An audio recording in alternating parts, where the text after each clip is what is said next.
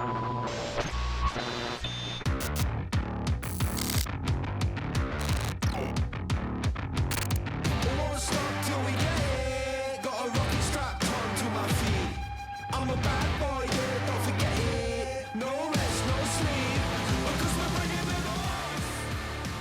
and welcome to Interactive Distractions, episode number 478. My name is Chris Riccio, and I am here with Travis Baum. Hello. And Jeff Chorney. What up, guys? I think we're jumping right into games this week, and we're gonna talk some Elden Ring, and I think we got some emails for later. So I'm gonna ask how you guys want to do this. I only got one thing. It's not Elden Ring, so I can get that out of the way. Talk about that, fast. and I got a really quick one before that. Okay, so I did get credits on Valkyria Chronicles 4. Nice. Really enjoyed the game. Definitely felt as good as the first one. Very dark. Like the theme is very dark near the end, and it like they wrap it up pretty well, because it's all like they go for like anime happy ending type stuff. Sure. But it got pretty questionable there for a while, and like just wondering where they were gonna go. Tackling lots of interesting themes, particularly dealing with World War II. But overall, really child soldiers are also a pretty big talking point. And yes, Valkyria Chronicles. Some of the soldiers in the game are 16 years of age, so that's a little disturbing as well. But it goes all over it. It goes. Jesus Christ! Are we going there? Jeff, no, I'm just throwing that out. I'm just throwing out that line. Yeah. But it does actually go darker than that, Travis. Like for a while. But yeah, after I beat it, I kind of explored the idea of getting the platinum because I did enjoy playing it that much. The complete edition was on sale on PSN for $10, so it came with the game and all 6 DLC missions. Wow. So I went, and I didn't have any of the DLC yet, and I think the DLC are $5 each, and there's 5 or 6 of them. So I went ahead and I bought that, and I started playing some of the DLC. One cool one, the first DLC you get to play is essentially Squad E, which is the primary squad in 4, interacting with the Galleon Militia Squad 7, which is the team that you play in the first game. Oh, that's fun. So you get to play essentially to start with. It's like a scrimmage between the two of them, and it's like a mock battle. And then there's 2 different missions, one where you're trying to work together, and then there's another one where you work together. When you're done with all of that, you get to use Squad 7 you get to use them as soldiers. That's good. That's fun.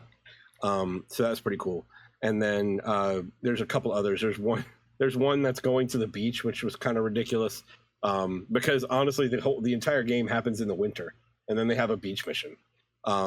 So that's just Sega being Sega, I guess. And then there's one where essentially you have some missions that you do with some of your troops and the commanders are not there. So your primary squad leaders are not there.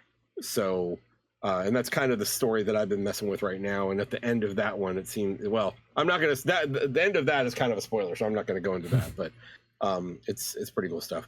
I don't really have much else to say because I've talked about it over the last couple of weeks. Overall, it's been a fantastic ride. I'm glad I had it on my backlog list for this year. So yeah, that's one down. But it was a great game. Highly suggested to people that are into strategy games. So, Jeff, have you done any of your backlog games yet? Hell no. Well, I started 2 of them, but Ghost of Tsushima, and I played a little bit of Doom 3. Oh, you did it to yourself again. This is like the 3rd time you played. I knew this was gonna fucking happen. And now Elden Ring, you're playing Elden Ring, and it's like, oh man. All right. Yeah. Well, we'll get to that. Yeah. but I might get back to Ghost of Tsushima sooner than I thought. Okay. But I did start up. Sorry, go ahead. Oh, I was just gonna say my other two I have what did I do? Undertale, which I started and then I put down, so I just got to pick that one back up. And then the other one was Last of Us 2. And I really want to install my capture card into my PC and play that online. I want to stream that all the way you want to through. stream it? And yeah, I want to stream it to the Discord. You want people to see a broken you playing, like Yes, I mean, and like, sobbing and no. But yeah, I do want to set that up because I do feel like I've been wanting to get back into doing that and just haven't gotten around to it. So realistically, I don't think I'm gonna get back to any. I don't think I'm gonna beat any of mine. I don't think. We'll see. I have a month and a half. I'm trying to think when the next big. No, fuck. Star Wars is August. Is anything in July? August. I don't see. There's nothing for me in July. I don't think. Like my next big game was Elden Ring and then Star Wars. So gotcha. I think there's something in July. I'm just not remembering right now. We'll see. Yeah, might happen. But yeah, that's it for me. I'm happy to have wrapped up Valkyria Chronicles. So I'll pass it off to you guys to talk some Elden Ring and whatever else you want to talk about, Jeff. Yeah. Before Elden Ring, I did start up. Still Wakes the Deep, I think it's called. Okay, yeah. Wakes the Deep. Yeah, Still Wakes the Deep. So Travis has heard of it. It's made by they're called the Chinese Room. They made like Dear Esther and like Amnesia and stuff like that. It came out last week, I want to say. Takes place on a boat or a oil rig or something. I don't quite know yet. I literally just played the first 5 minutes. To be honest, actually, there's no point in me bringing it up because I really couldn't tell you much except for it looks good so far. I haven't played any of their games. I thought I did. I was looking at their thing and I was like, oh, actually, I haven't. I think I get them mixed up with some other indie stuff like Gone Home. Like, yeah, the Gone Home people. I think it's those guys. Fulbright Company, I think their name is. Mm-hmm. Yeah, and whoever did, and Annapurna, even though Annapurna is a publisher, right. I always think that they did a lot of their stuff, but I don't think they have. But it seems pretty cool. I mean, it's getting pretty decent reviews, and I think it's like a 3 to 4 hour game. So I'm like, that might be a good palate cleanser, maybe. I mean, you only played 5 minutes, but is it generally the same thing? Like just kind of walking around and getting story? Yep, I've been walking around. There's other like NPCs you can talk to and stuff. Oh, wow, okay. So so there's other people on the boat. Nothing has happened yet. Apparently it's kind of like a horror type and like suspense type game. I obviously didn't see any of that stuff yet. But yeah, I'm looking forward to that. Is it on Game Pass? It is on Game Pass. Okay. Still Wakes the Deep. I'm gonna check it out. Yeah. So other than that, then I beat Elden Ring today and I finally beat the last boss. Banged my head against him for a while and I resorted into doing one of the most overpowered builds there are right now. I'm like, I have to. Like, you know what, dude?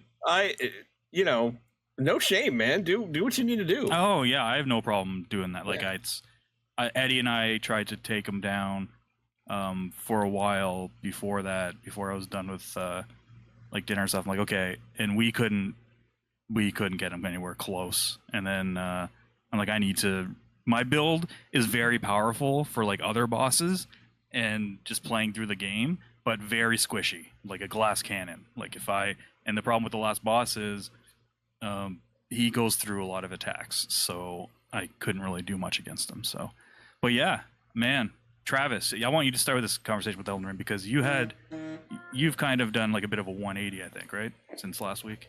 Not a full 180, more like a 145 or something. I'm definitely a lot more positive than I was last week, mainly because I feel like I am feeling a little bit of the difference from the rebalancing patch that From Software released. I would like to say that I'm both shocked and not shocked that they went ahead and buffed player power in the DLC. if we can just talk about this for a Yeah. second. Like I'm actually kind of shocked that they did it, because they never do this. Like FromSoft is not a company that usually like hears a fan outcry about difficulty and then change and rebalance it and adjust it. That's not their forte. But I'm not surprised because of the fact that it was kind of in writing, you know, like on Steam reviews and everything, that people were having a problem. It was more legitimate of an issue that people were having. And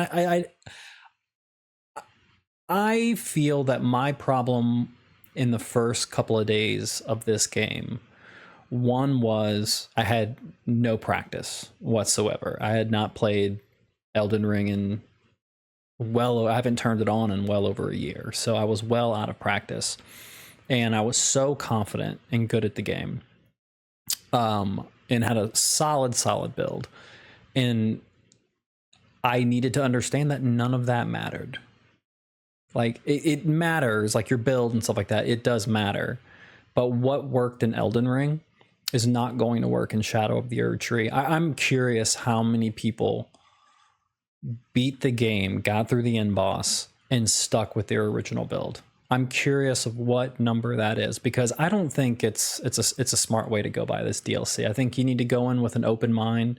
You need to go in understanding that this is specifically made to be extremely tough up front in the early doors. And they definitely succeeded with that. I mean, even with the buff to power, I think it's still going to be a pretty tough slagging in the early going. So Chris, just be wary of that. Like it's supposed to kick your butt in the beginning, because now I have a build and now I am. Oh yeah. Like Jeff and I were just talking about it. Like I was pretty open about the fact that when I played Elden Ring, I just walked through it the whole way. And I don't feel, Elden Ring without a walkthrough is not something I would play. You want to experience. You know, it's like, because I am spoiled now. I am spoiled by quest trackers and fucking all of these other like little quality of life things that other games have that Elden Ring doesn't. So the walkthroughs and stuff are what supplements that, so that I can actually play through the game. So yeah, going into Erdtree like a week, 2 weeks late, that was always kind of the plan anyway. Right. So yeah, we were talking about while you were restarting, we were talking about the fact that there's already walkthroughs about how to get a bunch of the shards before you even take on a boss. Yep. And I'm probably going to do that. I'm probably going to go through and I'm going to power up as much as I can before I jump into a boss. And I got to chime in. I think your build, you can use it. Like I use my build from the base game, and I walked through the beginning of Erdtree. Like I did not have any of those problems. If you remember last week, like I got that. I took that one first boss a little bit to take down, just because, just to get rid of, like, get used to his moveset. But I didn't hit a wall until one of the main dungeons, like 3 dungeons in, to when I was like, okay, I need to change up my build for now. So I think one of the issues you had is you were primarily a magic user, and this is something I see in common with other magic users. They made so many enemies impervious to magic at the beginning of that game that'll just dodge it, that just you will not do damage, and that's when you start to see the big difference when you change to the bleed build, right? And that was the same bleed build that I used for the second half of my New Game Plus run, and I didn't change anything. Yeah, I definitely saw more success moving over to the bleed build. Sorcery or just magic using in general, at least the spells that I had coming out of the vanilla game were I was struggling. I was struggling hard and everything. So it did improve when I got to the bleed build, but I still struggled more than I felt like I should have been. Which that's what pushed me to like change my build again and go more sword and board, and just kind of have a gameplay style of doing some chip bleed damage with a spear as I'm hiding behind the best shield in the game and stuff like that. And that's been working really, really well for me. And I think one of the reasons is like the move sets for the bosses are batshit crazy insane. This is the wildest I've ever seen in a FromSoft game to date.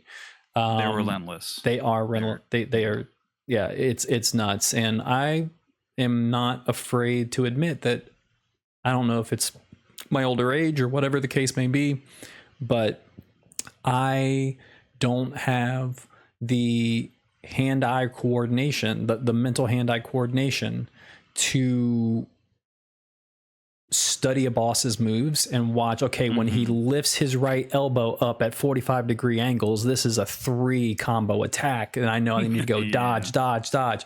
Like, some people know that. Some people learn these bosses down to the frame. I get it, man. I can't do that either. I can't do it. That's not me. And they're so relentless that I was struggling with that. Like, Rolana is one of the earliest bosses in the game, and that is a late stage boss in past Elden Ring DLCs. Oh, 100%. Like, that is a late stage boss, and I think that this game throws everything at you, and that's why I was like, okay, let me just go with a shield build where I don't have to dodge. I don't have to learn and dodge. Dodging is not a part of my absorb that shit. I just absorb everything. Even if I know if it's an unblockable attack, I don't care. I'm blocking and taking partial damage, and I'm moving on.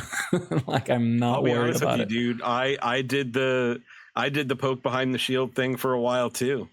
I love it. It's actually kind of fun. It's actually kind of fun. And it was the first time that I can say moving to this build where I was previously, even when I was doing the Rivers of Blood, the Katana Bleed build, I was going into the game like I had to force myself to play because the pit of anxiety in my stomach, like I was like scared to play. I was like, oh my god, like I know that like feeling. What the hell? Like, why can't I just play the game? Like, I'm worried that something bad's gonna happen, and something bad probably is gonna happen.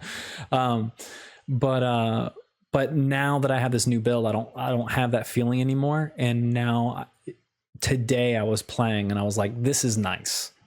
Like, this is the first time I've played and I could say that I'm having fun. I'm having a good time. It's taken me a while, and I'm learning this to be a pattern now with Souls-likes. Lies of P, I didn't have this problem, but I think the last 3 Souls-likes that I've played, I've had struggles in the beginning, and I've had to work myself up.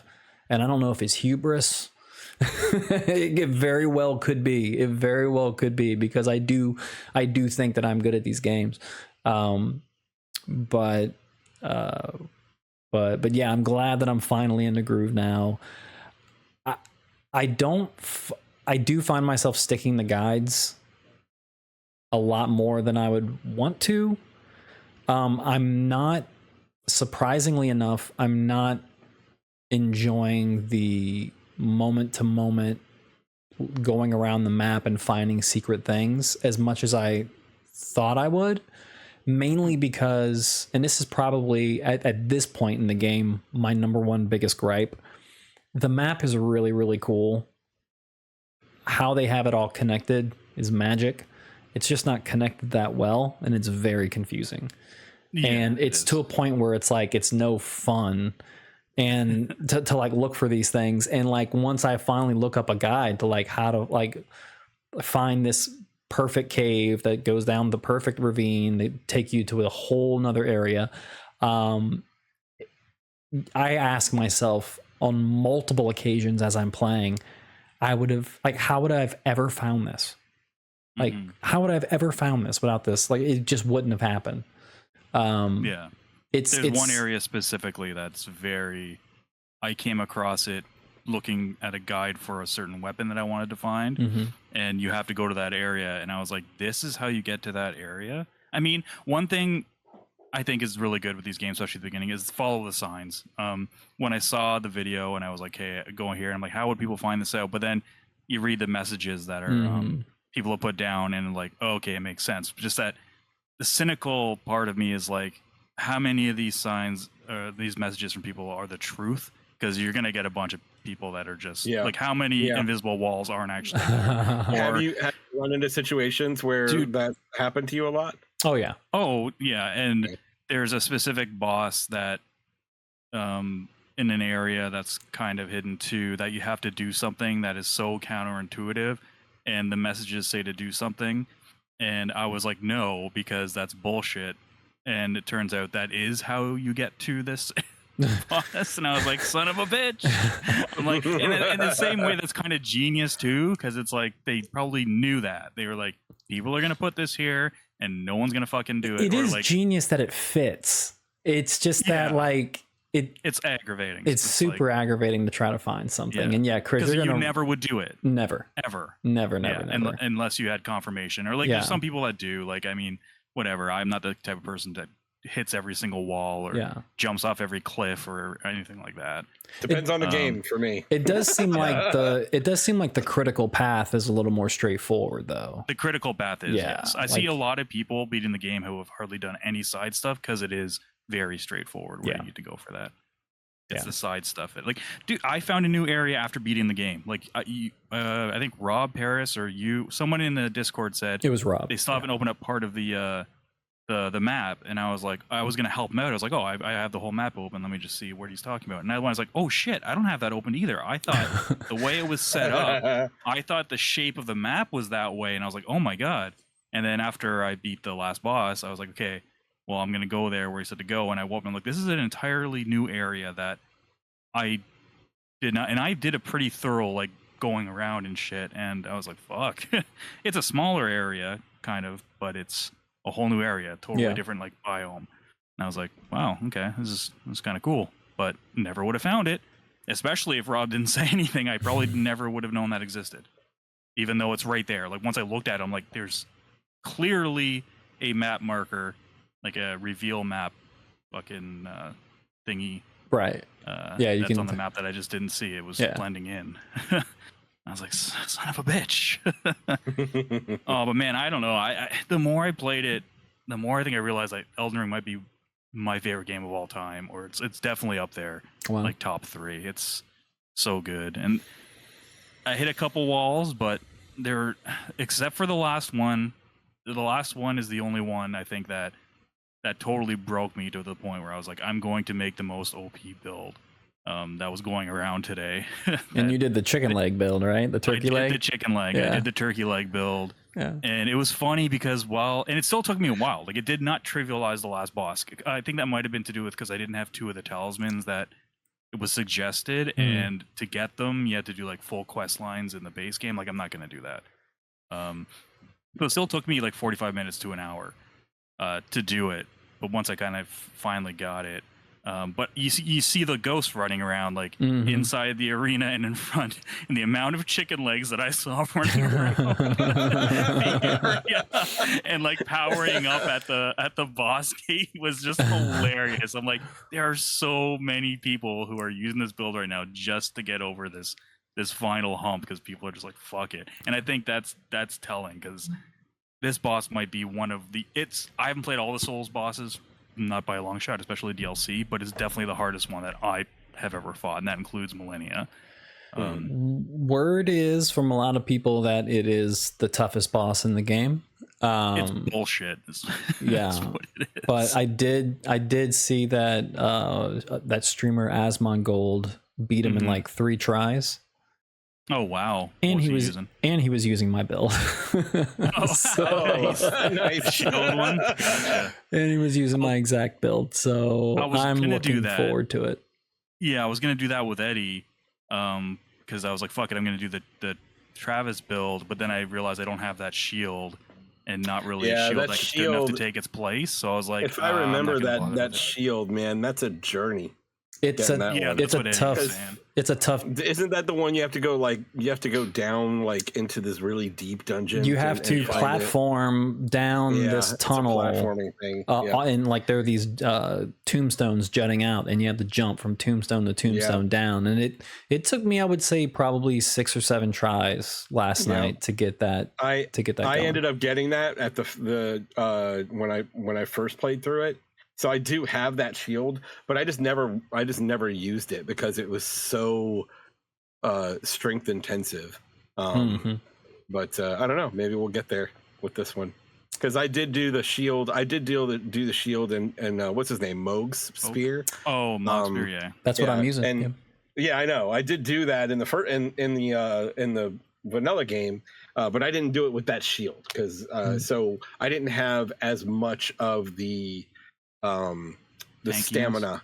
Yeah, the tankiness, because that particular shield, like if you block something, your stamina goes down almost nothing.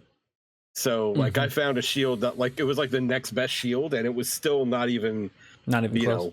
Not even close. Yeah, I think that's what I had, and I was like, I don't think it's gonna do it, especially for where there is a new shield in the DLC that does just as well. It's called Varantha or something like that. Yeah, it's. I don't know if I got that. It's a badass shield. Interesting. It's really good. It's I don't it's. I get all the complaint. I get all the criticisms. I get it.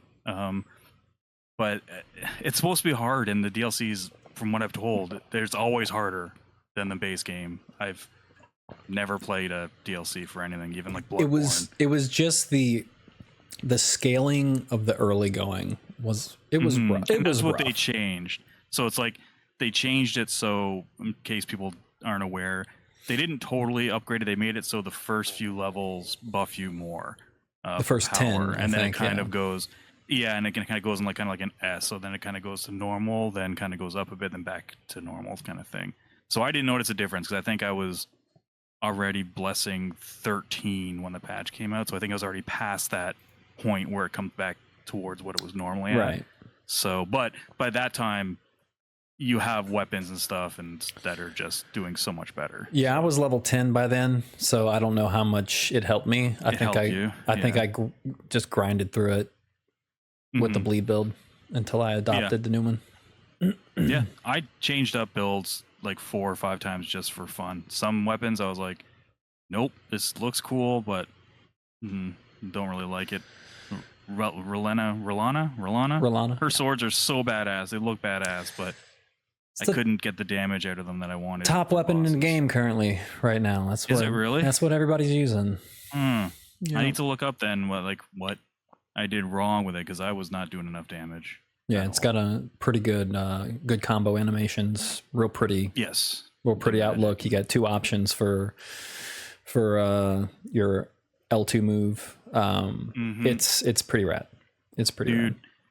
I love the one that the second I beat the last boss, I went right back to my build I was using before, and Mesmer's the character. That's not a spoiler. Like, he was in all the trailers, and he's the statue that comes with the collector's edition. If you get the collector's edition, I'm using his spear and some of his incantations, and dude, it's so great. It's got range, it's got magic, you can throw his spear while on horseback, which is so awesome. Like, dragons just become trivial. It's really versatile. It's a very versatile weapon. Yeah, and its L1 or L2 move is so good when you pull off the full combo. But some bosses, if they can knock through your poise, ooh, he rips into you.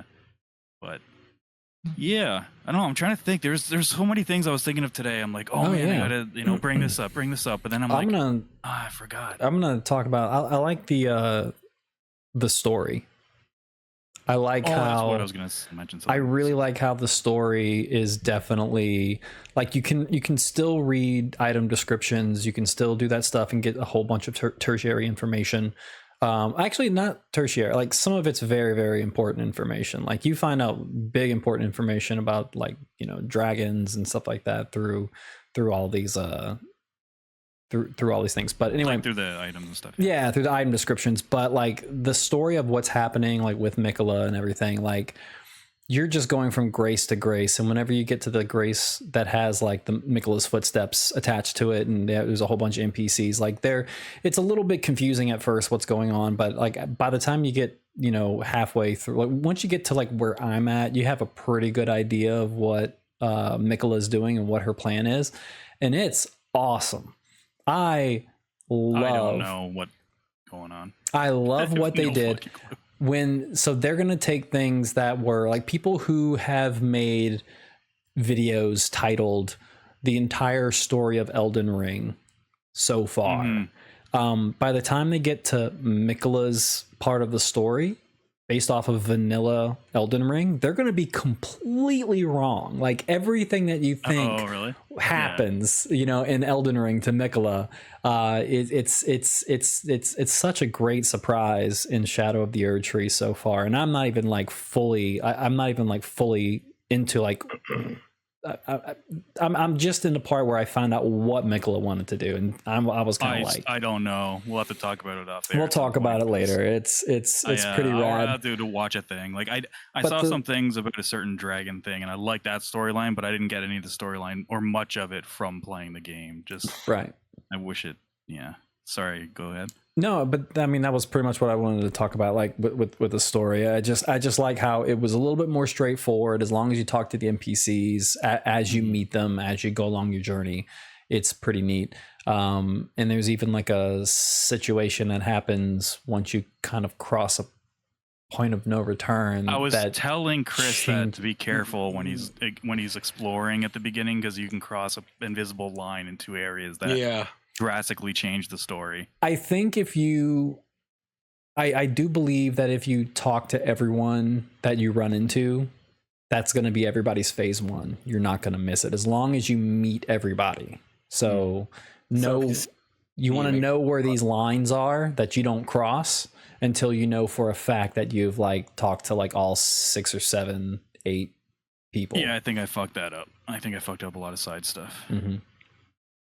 But yeah, because it does change things in the ending. There's a like the second to last fight in the game could be wildly different depending on what quest you did. There. Yeah, and I didn't have any summons either for the last fight. And Eddie was saying that there should be 2, and I'm like, oh, I don't have any like any of the NPCs to summon here, which I'm sure makes that fight a little bit easier if you're soloing.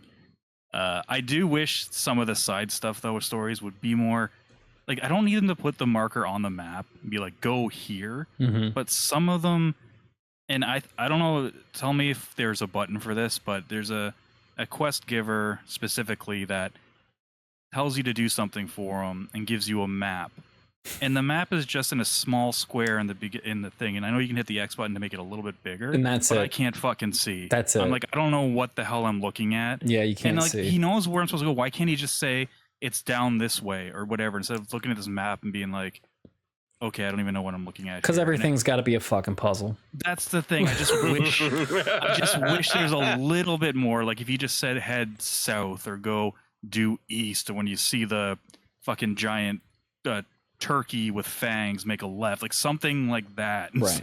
But it's a minor gripe, because again, for side stuff, I just 100% go with guides. I find a quest that I'm like, oh, this is interesting, I'm just gonna follow a guide through it, because and that's the thing. Like the way Elden Ring works, it's so easy to miss out on. Like you literally have to talk to everybody. It's like now here's the way I look at it. It's like when I think about a game that really required you to explore and know what was going on if you weren't going to use a like a guide from like old school days. I mean, think about doing Castlevania 2 Simon's Quest without a guide. Well, that's like, that's an I tried. I tried. You tried. It didn't go well. It's so easy to miss things. Like everything that you need to do is in there somewhere. It's just very cryptic. Well, that was also you never know where it's going to be. Yeah, I know. But what I'm getting at is like we live in a world. Back and redo. You have to go back and talk to. Like re-talk to everybody, or you have to remember exactly where they are. So if you're not taking notes or something like that, they change in this and in these games. They change where they are, and you have no idea. And they're so fucking cryptic. That's the thing. It's not like having a regular conversation with somebody. It's not a realistic conversation. No. They'll groan or they'll say something really weird, and you're like, what the fuck? And then you'll follow a guide and be like, oh, if you check out this here, go here. Like, the grape girl in the base game where you got to feed her like quote unquote grapes. She wants to eat the grapes or whatever. Oh yeah. And she changes location. Some of them are like why Yeah. would you go back to this spot after you got through here? Like, how would you ever even think? Like, how many people find this stuff by random chance versus? Because there's got to be something. The first few people have to do it. Like she backtracks. So unless you like for some reason decided to go back towards the beginning of the game, you would never find her again unless you had a guide. So yeah, unless there's something that you read. That's again, it's people love that shit about these games. It's the one thing I probably like the least, and that's why I go into them being like, I don't care about the story. I think the world's cool. I will watch a Vatvidya video, probably tonight, maybe after this. I'll see if he has one up for Erdtree yet, and be like, what the fuck happened? But yeah, it's there's the Dragon Priestess quest again. I'm not going to spoil anything. Very cool quest line, which is apparently pretty straightforward for a FromSoft game. There's parts in that I'm like, how would you? And I missed a very important one. Apparently, that's not important to beating that certain quest, but to kind of continue it after it's apparently done. I'm like, how the hell would you know to do that? How? Like, I don't. Or to do the fucking the summon that you got today, Travis. Right. The one that I did that I missed out on. The area first. How would you like find that other thing that you need to find, and then you have to go take it somewhere else? And yeah, it's mind-boggling, and that people figure this shit out. It makes me feel like the dumbest person. But then I talk to other people. I'm like, okay, cool. It's not just me. Guide it up, people, for builds and for questing and stuff. Yeah, but it's so good. I fucking love it. Game of the year for DLC. DLC of the year. DLC of the year. That's right. Yeah, that's pretty much else. all I have to talk about, really. Okay. What about? I can't wait for Chris to jump in. Yeah, I'll be able to talk about it next week. I'm looking forward to it. Don't we have a little some comments? We do. Oh. We do have some comments, and we do have an email. The email was actually sent to us last week, but we missed it. So I will read it now. For shame on us. For shame. This comes to us courtesy of Eddie Kusanagi. What a baby. We are here. He says, once I find it, for fuck's sakes. Eddie, it might be 2 weeks in a row. We miss your email, bud. It's a really detailed one too. I want to make sure we get to it. You guys say something for a second. Eddie was he's a long-time listener of the show. He was actually very, very helpful with some kind words as I was in our Discord complaining about Elden Ring. He was one of the guys that was out there talking me up, getting me riz back Helping up, you out, getting you bumped. Yeah. Nice. All right. So he sent this last Thursday, and he said, "Elden Ring DLC is game of the year." Sorry for the long email.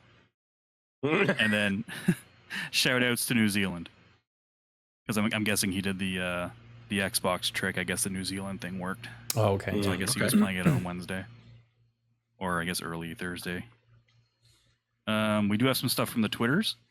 I just posted just literally half an hour before we recorded. I was like, hey, what are some people's opinion on the DLC Shadow of the Erdtree? Because, it's been a topic of conversation last week. Bernicus, he chimes in and says, get good group, can't get good enough. Hilarity ensues. LOL.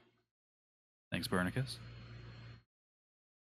Rampage says,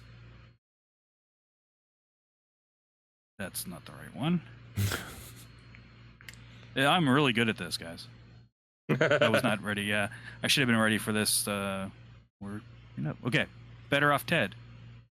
He says, okay, let me rephrase. Like, this is really bad. I wish. Sorry. The question I said was, is the difficulty an issue for you? Will it stop you from playing? Or are you just going to power through it? So Better Off Ted says, not at all. But I have it on New Game Plus 1. I know some have it on higher, which I thought would play a factor. So basically he's saying that a lot of people seem to be on like New Game Plus like 4, 5, 6. And they could be having a lot more trouble. I don't know anyone who's played on that high, so I can't really say. I'm starting to wonder if it even matters. Yeah, I don't know either because I was on New Game Plus 1, and I seem to have had an easier time than others, and just as hard as a time at other bosses and bottlenecks in the game. So yeah, I don't know if it does. It might not. That's probably why they have the whole blessing thing, because it doesn't really matter. Yeah. Everything kind of scales down. Rob Barris, he says, I found it to be very build dependent on how difficult it is, and I've been enjoying adjusting my playstyle to get more success. I think the recent change to the blessing scaling was a good one, and wouldn't personally want it made any easier at this point.